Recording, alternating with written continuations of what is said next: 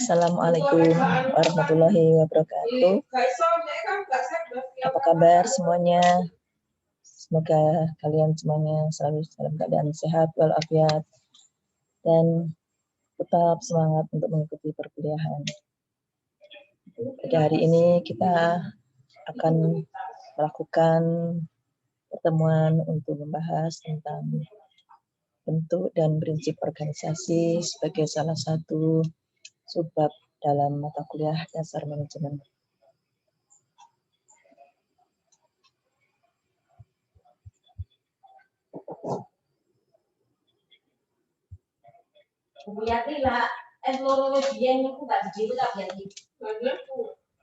Ada beberapa pokok bahasan yang akan kita bahas pada hari ini. Yang pertama adalah tentang desain dan struktur organisasi. Yang kedua, fungsi dan elemen struktur organisasi. Yang ketiga, bentuk organisasi. Dan yang terakhir adalah prinsip organisasi. Baiklah, mari kita lihat apa yang dimaksud dengan desain dan struktur organisasi. Desain organisasi adalah proses untuk menentukan alternatif dari kerangka kerja, jabatan, pekerjaan, maupun departemen. Dari desain ini sifatnya adalah sangat ditentukan oleh kondisi setiap organisasi. Kondisi setiap organisasi akan dipengaruhi oleh tujuan-tujuan yang akan dicapai oleh organisasi. Nah, dari desain organisasi inilah yang kemudian akan menghasilkan apa yang kita sebut dengan istilah struktur organisasi. Struktur organisasi dapat diartikan sebagai hubungan antar karyawan dan aktivitas-aktivitas mereka yang digambarkan dalam sebuah struktur yang menunjukkan masing-masing hubungan di antara karyawan organisasi. Nah, bentuk dari struktur organisasi ini biasanya berupa bagan organisasi, yang dari bagan itu akan menunjukkan aliran-aliran hubungan-hubungan dan komunikasi yang terbangun di antara semua anggota organisasi. Maka orang menyebutnya bagan organisasi itu sebetulnya merupakan presentasi dari desain organisasi, gambaran dari desain organisasi, dan dari desain organisasi yang tercermin dalam bagan organisasi itu akan menunjukkan atau merupakan visualisasi dari pembagian wewenang, tanggung jawab, dan hubungan-hubungan yang terjalin di antara masing-masing anggota organisasi. Nah, dengan melihat bagan ini, biasanya orang langsung bisa mengetahui harus menghubungi siapa, melaporkan kepada siapa, dan di mana mereka tempatnya. Sehingga dengan membuat bagan organisasi ini akan sangat membantu pihak-pihak yang berkepentingan untuk berhubungan dengan organisasi. Adapun fungsi dan elemen struktur organisasi. Mengapa harus dibuat struktur organisasi? Struktur organisasi mempunyai beberapa fungsi. Yang pertama adalah memberikan kejelasan tentang tanggung jawab setiap anggota organisasi. Yang kedua, memberikan kejelasan tentang kedudukan, koordinasi, dan alur dalam berkomunikasi. Yang ketiga, memberikan kejelasan tentang jalur hubungan antar anggota organisasi sehingga komunikasi bisa lebih efisien. Yang keempat, dengan struktur organisasi ini akan menunjukkan dan memudahkan pimpinan untuk melakukan pengendalian dan pengawasan terhadap kerja bawahannya. Nah, setiap organisasi memiliki elemen. Nah, beberapa elemen yang harus ada di dalam organisasi adalah yang pertama, menunjukkan spesialisasi pekerjaan. Yang kedua, menunjukkan departementalisasi. Yang ketiga, menunjukkan rantai komando. Yang keempat, menunjukkan rentang kendali. Yang kelima, menunjukkan sentralisasi dan desentralisasi. Dan yang keenam, dari struktur organisasi ini harus mengandung formalisasi, yaitu pembakuan pekerjaan. Spesialisasi pekerjaan adalah pekerjaan-pekerjaan yang memiliki fungsi-fungsi khusus yang harus dilakukan oleh setiap anggota organisasi.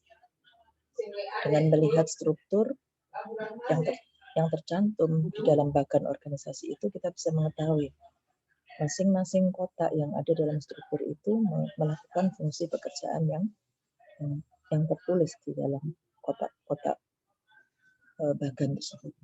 Dan yang kedua, departementalisasi. Departementalisasi ini adalah bagian, istilah yang lain yang lebih populer adalah bagian atau unit kerja, di mana setiap departemen itu mengerjakan pekerjaan yang sama, melakukan fungsi yang sama, dan akan mempertanggungjawabkan pekerjaan yang sama. Setiap pekerjaan dengan fungsi yang sama akan dibentuk satu departemen atau unit khusus untuk melakukan pekerjaan tersebut. Kemudian yang ketiga, rantai komando. Dari bagan organisasi itu juga harus mengandung rantai komando, di mana rantai komando ini menunjukkan tentang jalur atau rantai komando atau perintah, alur dari perintah mulai dari atas ke bawah, kemana garis perintah mulai dari pimpinan sampai ke bawahan itu akan menggambarkan dengan jelas garis komando tersebut.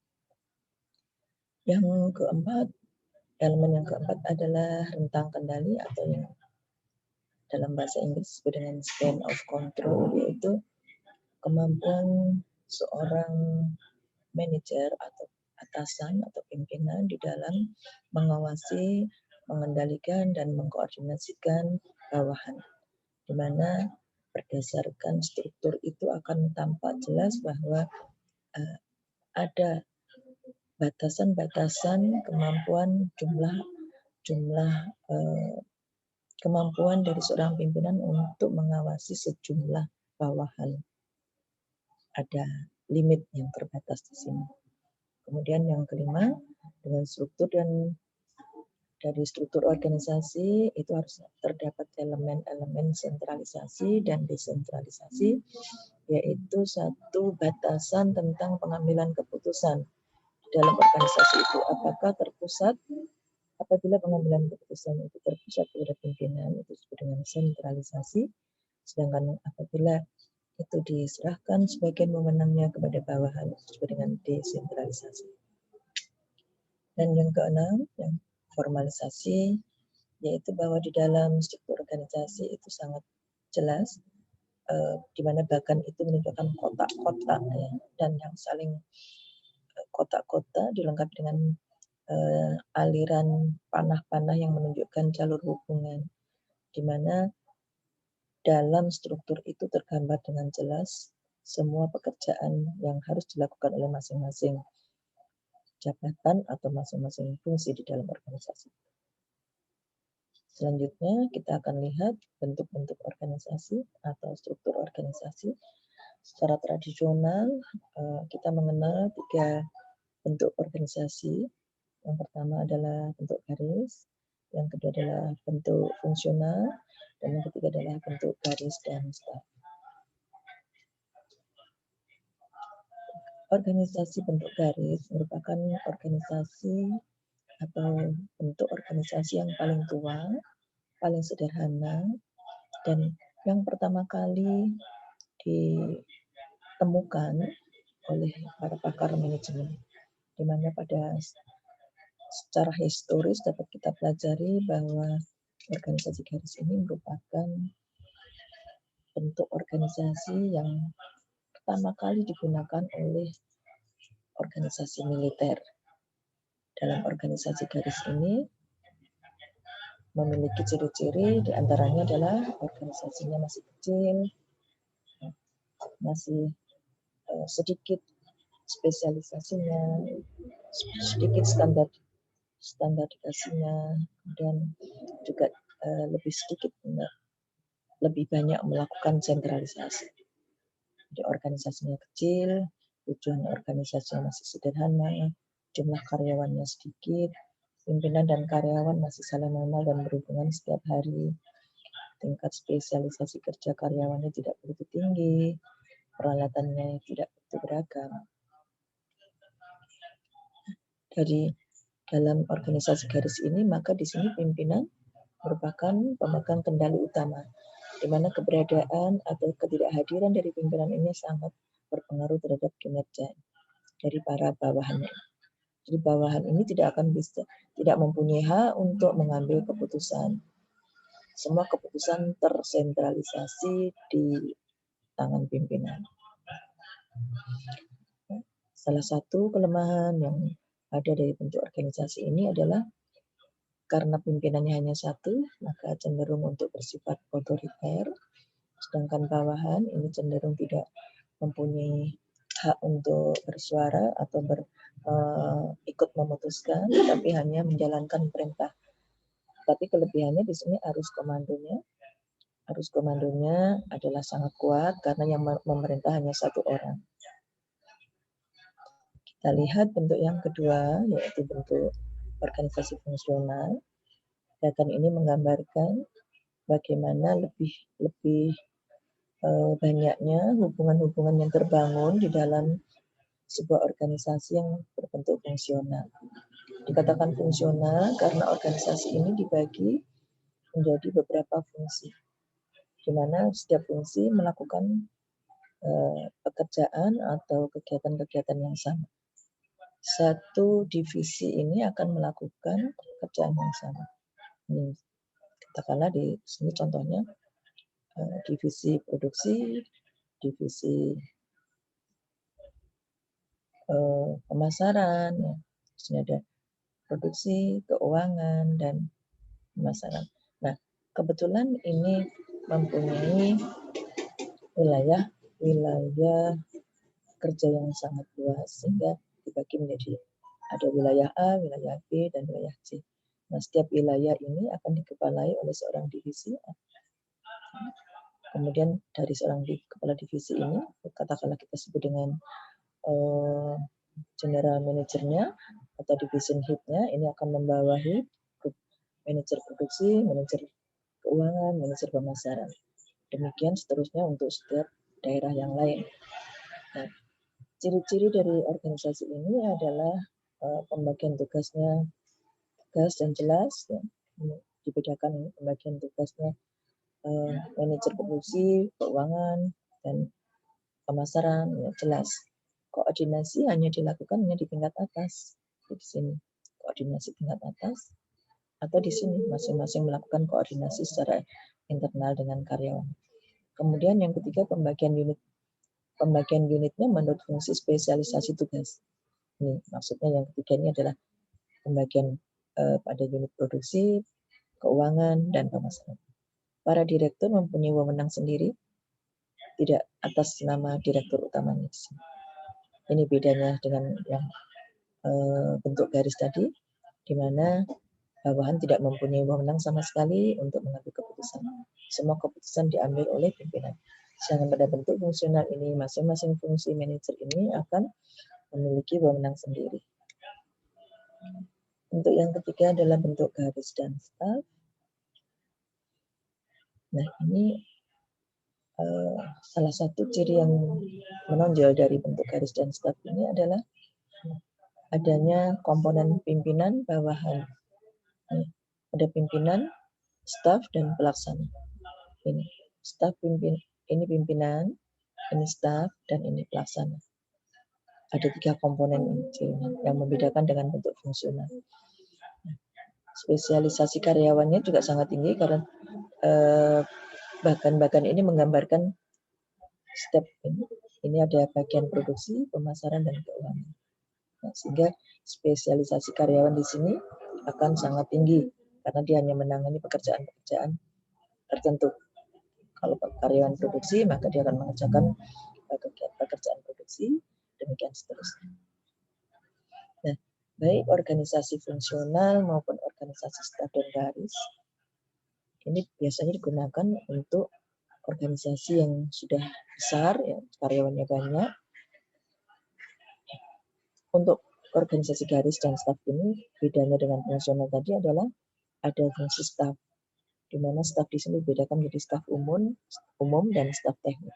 Staf ini adalah satu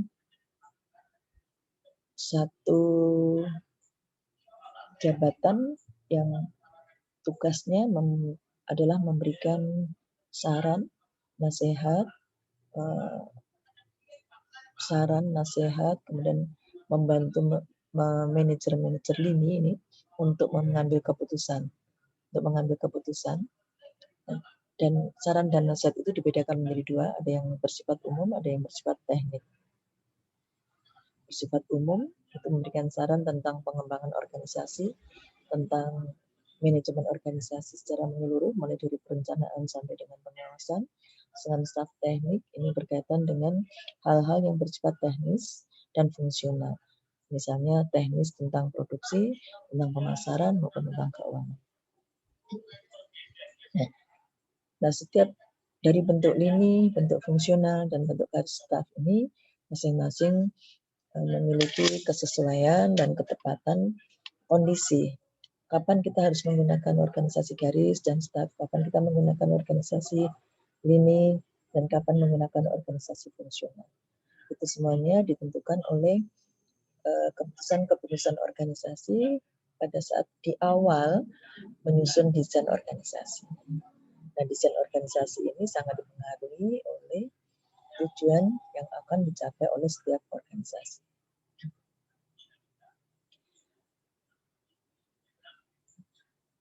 Berikutnya, bahwa untuk mengelola sebuah organisasi, maka diperlukan beberapa pedoman. Nah, pedoman dalam melaksanakan organisasi itu yang kita sebut dengan prinsip-prinsip organisasi.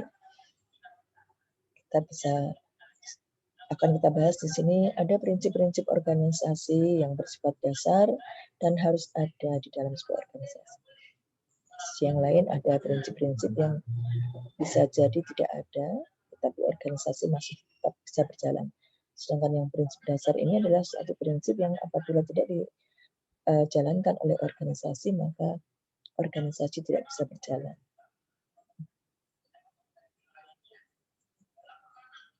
Ada dua prinsip dasar di dalam mengelola organisasi. Yang pertama kita sebut dengan hierarki. Secara definitif, hierarki diartikan sebagai suatu rangkaian anak tangga dari pembatasan wewenang dan tugas masing-masing karyawan. Ada juga yang mengatakan bahwa hierarki merupakan tingkatan derajat tinggi, rendah dari wewenang, tugas, kewajiban, dan tanggung jawab. Di dalam sebuah organisasi, hierarki ini sangat diperlukan karena kalau tidak ada hierarki akan menyebabkan kekacauan di dalam melaksanakan tugas-tugas organisasi. Karena tidak akan jelas siapa yang memberi perintah dan siapa yang diberi perintah, siapa yang bertanggung jawab dan siapa yang harus mempertanggungjawabkan, siapa yang mendapatkan laporan dan siapa yang mendapat dilapori, itu tidak jelas. Nah, agar dapat menjalankan prinsip hierarki ini, maka diperlukan beberapa persyaratan. Di antaranya yang pertama adalah harus ada kepemimpinan. Kepemimpinan dapat diartikan sebagai kemampuan seseorang untuk mempengaruhi dan merubah perilaku dan tindakan orang lain sesuai dengan yang dikehendakinya. Nah, ini dengan adanya kepemimpinan ini, maka hierarki yang ada di dalam organisasi yang digambarkan dari tingkatan yang rendah sampai yang tinggi ini, maka akan dapat berjalan. Artinya bahwa orang yang memiliki kedudukan pada hierarki yang tinggi ini memiliki kekuasaan dan wewenang yang lebih tinggi dibandingkan yang di bawahnya, demikian seterusnya. Sehingga orang yang berada di posisi yang lebih tinggi ini akan bisa memberikan perintah kepada bawahannya dan meminta pertanggungjawaban dari bawahannya. Yang kedua, syaratnya harus ada delegasi wewenang. Delegasi wewenang adalah pemberian sebagian wewenang yang dimiliki oleh seorang pemimpin kepada orang-orang yang ditunjuk yang dirasa memenuhi syarat kemampuan untuk melaksanakan delegasi wewenang tersebut. Nanti akan kita bahas dalam sesi dalam slide berikutnya. Kemudian yang ketiga, syarat untuk berlangsungnya hierarki adalah harus ada pembagian tugas. Nah, dengan adanya pembagian tugas ini, maka setiap orang akan jelas untuk berkomunikasi dan memberikan perintah serta mempertanggungjawabkan setiap kegiatan dan pekerjaan yang menjadi tanggung jawabnya. Prinsip yang kedua adalah prinsip koordinasi.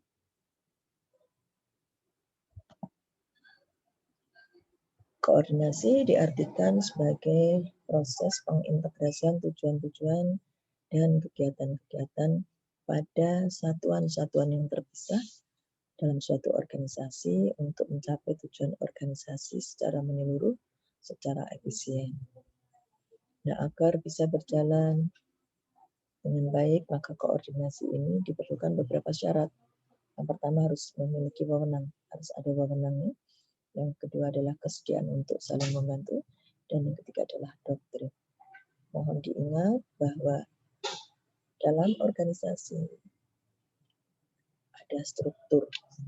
Struktur itu menggambarkan wewenang, tanggung jawab, dan hubungan yang terjalin di antara anggota-anggota organisasi itu.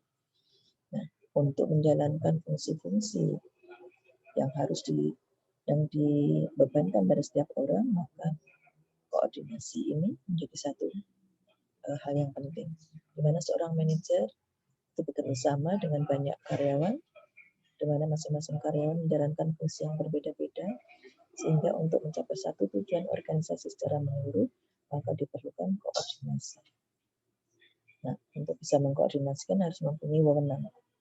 Wewenang adalah hak untuk mempengaruhi dan mengambil keputusan tentang sesuatu hal. Kemudian agar bisa berjalan dengan baik, koordinasi itu juga harus ada kesediaan dari orang lain untuk saling membantu. Artinya orang yang dikoordinasikan itu memiliki kesediaan untuk bekerja sama dengan yang mengkoordinasikan. Dan yang ketiga adalah adanya doktrin.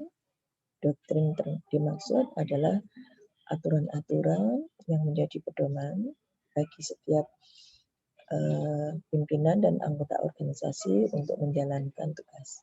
Mungkin dalam bahasa populernya sering disebut dengan istilah SOP, standar operasional prosedur, atau kebijakan-kebijakan organisasi, peraturan-peraturan organisasi yang menjadi pedoman untuk melakukan koordinasi. Kemudian selain prinsip dasar tersebut, masih ada prinsip organisasi yang lain.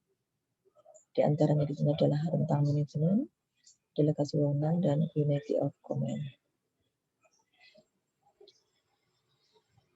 Yang dimaksud dengan rentang manajemen adalah jumlah bawahan yang dapat dikendalikan secara efektif oleh seorang manajer atau atasan. Di mana rentang manajemen ini mempunyai hubungan yang sangat kuat dengan prinsip koordinasi tadi. Tidak akan bisa melakukan koordinasi apabila rentang manajemennya terlalu luas. Semakin besar jumlah rentangan, maka akan semakin untuk melakukan koordinasi. Jumlah bawahan yang melapor ke setiap manajer lebih banyak, maka organisasi hanya membutuhkan manajer yang lebih sedikit. Di ini pada slide berikut ini bisa menunjukkan hubungan antara rentang manajemen dan struktur organisasi, di mana kita mengenal ada dua bentuk struktur organisasi.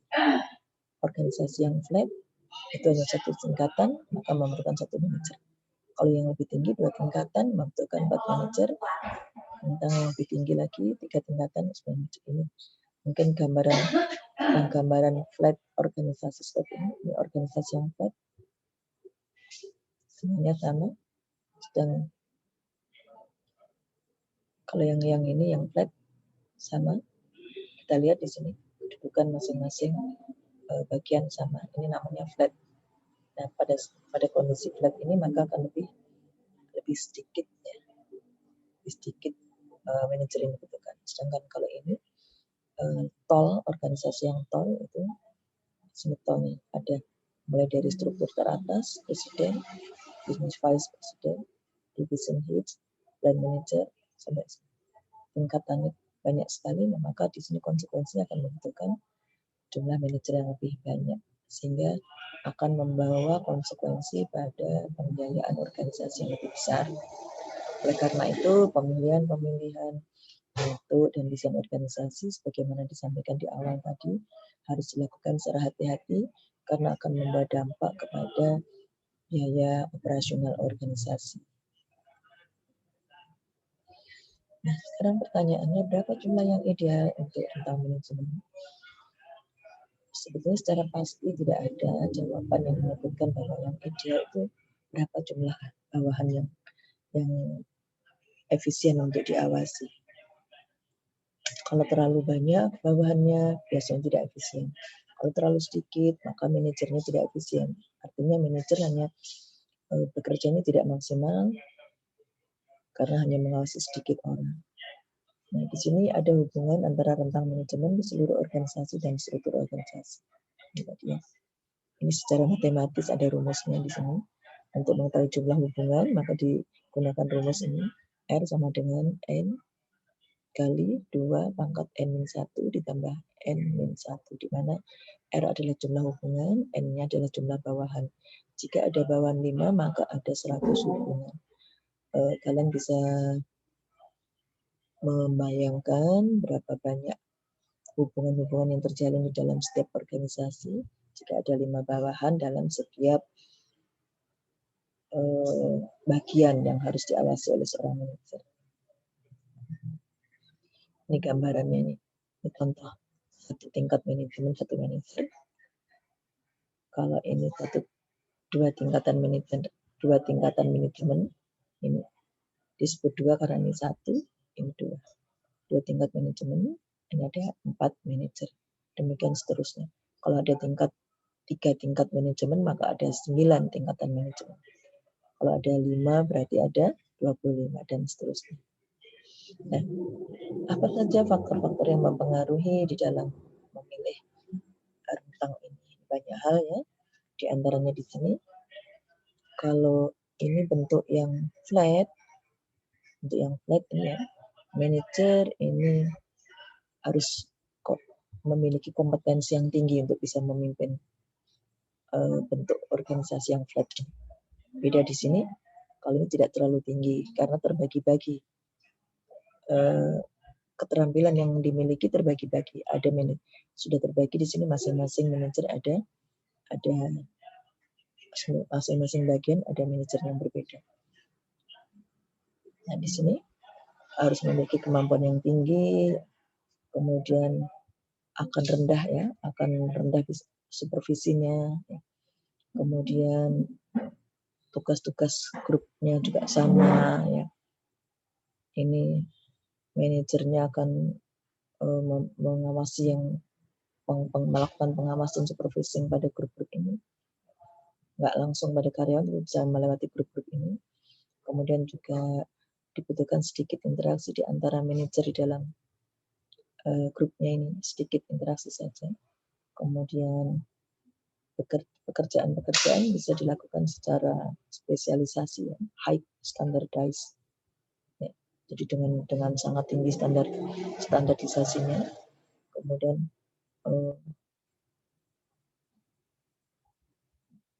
masalah-masalah yang timbul di sini juga jarang timbul karena semuanya sudah bekerja secara spesialis. Beda dengan yang ini, yang bentuk lebih lebarnya, lebih efektif dari ini adalah jika ini tadi manajernya berapa ini? 8, kalau ini jadi 3. Bisa kalian bandingkan di sini. Kalau kita punya 8 karyawan, ini hanya 3 karyawan, maka akan nampak di sini akan lebih memudahkan bagi pimpinan untuk melakukan pekerjaannya dengan baik ya. Tidak harus highly kompeten ya.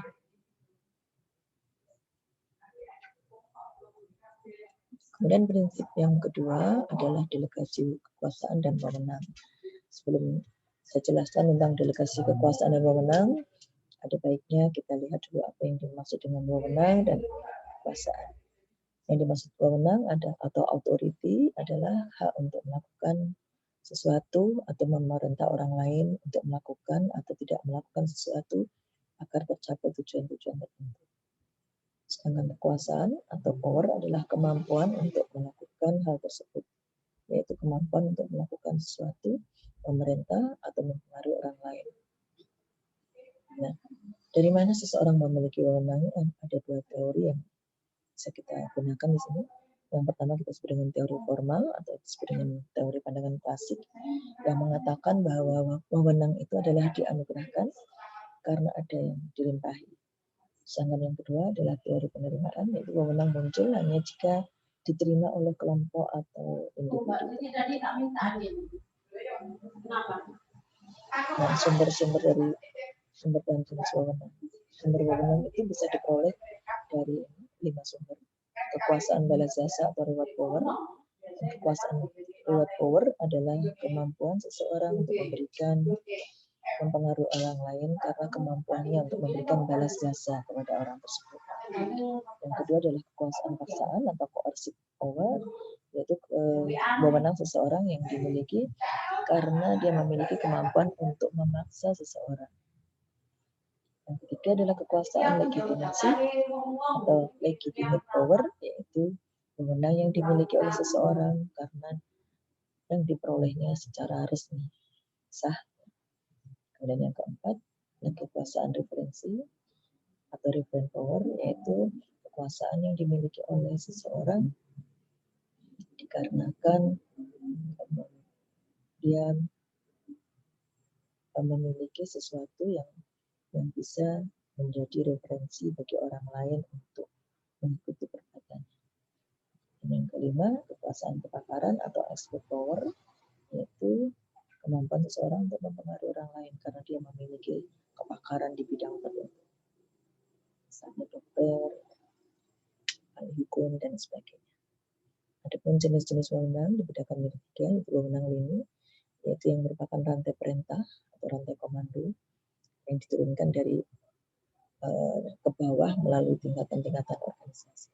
Yang kedua adalah wewenang staff, itu untuk menyarankan, rekomendasi atau konsultasi.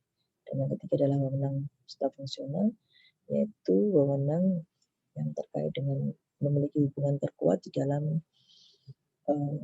melakukan satuan-satuan kerja, melakukan pekerjaan di dalam satuan-satuan kerja atau lini kerja. Nah, adapun yang dimaksud dengan delegasi wewenang adalah melimpahkan atau merupakan pelimpahan wewenang dan tanggung jawab formal kepada orang lain untuk melaksanakan kegiatan tertentu.